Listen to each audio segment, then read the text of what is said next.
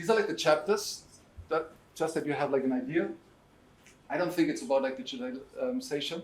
It's not about pixels. I think there are like a couple of really profound changes in the economy and society that is like somehow moving on, and we need to think about one or the other. Then from there we're going to go into like from core to culture, because I think all the trouble and problems on social levels, on organizational level, institutional levels, in academia, everywhere, is a question of culture and not being aligned with the values that we have.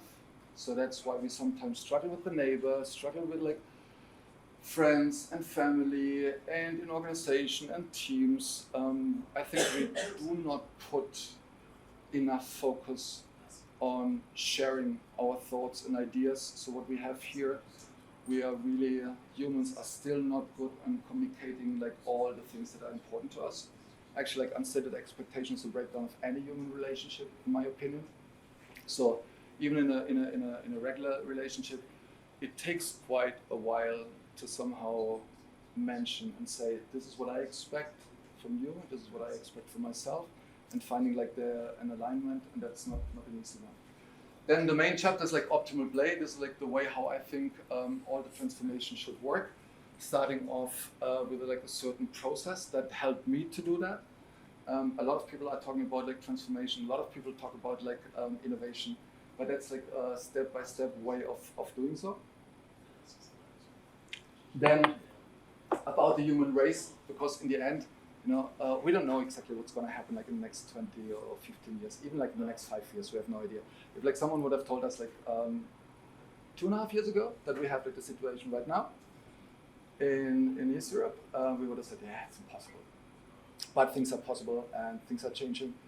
So the fourth chapter is about the human race and the question if like Headspace, Spotify and all the other apps are enough to keep us quiet, because I'm not sure.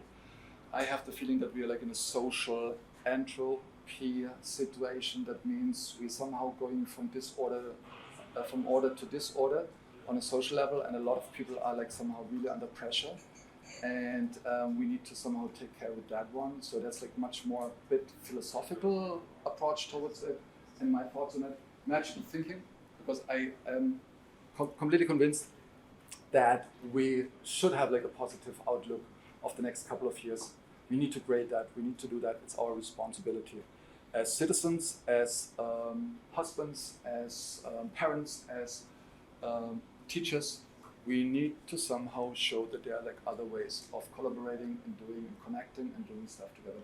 And then, as always, like in the first book as well, there were always like exercises. I think the interaction between the reader and the book is quite important by giving also like some exercises, and there are a couple of them also like in the back. So that's like the idea on the